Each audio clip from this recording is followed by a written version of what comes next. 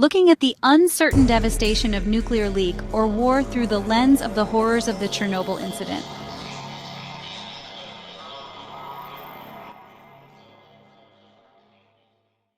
Now, a world on the brink of self-inflicted collapse.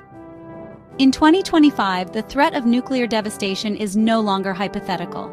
Global tensions simmer, strategic alliances fracture, and the language of deterrence has become a whisper of destruction. Travel is frequent, borders are porous, water flows freely across continents, and yet nations still speak of nuclear weapons as if they are chess pieces, not extinction devices. In a connected world, destruction travels faster than compassion. The emotional logic of war has regressed. Hate has become so powerful that it overrides the instinct to preserve life. We are not just flirting with annihilation, we are normalizing it. 2. 1986, Chernobyl, the horror watched with open eyes. Before today's global recklessness, there was Chernobyl, a disaster not born of war, but of systemic failure. On April 26, 1986, reactor number 4 exploded in Pripyat, Ukraine. Radiation seeped into water, soil, livestock, breath. It flowed silently, north to south, indifferent to borders. People didn't die instantly. They watched the horror unfold, with open eyes, with full consciousness. Chernobyl was not just a technical failure, it was a moral collapse.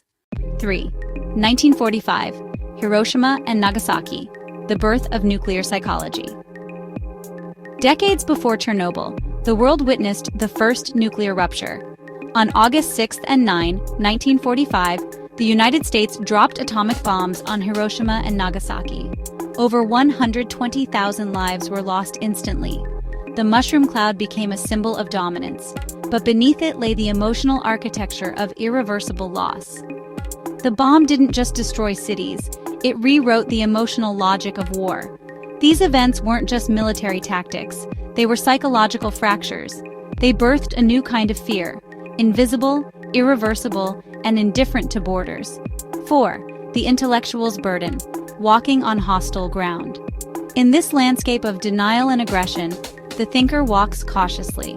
Each step risks triggering a landmine, fragile egos, institutional rigidity, and the thorns of misjudgment. And beneath it all, the sands sink, the slow erosion of truth when met with silence.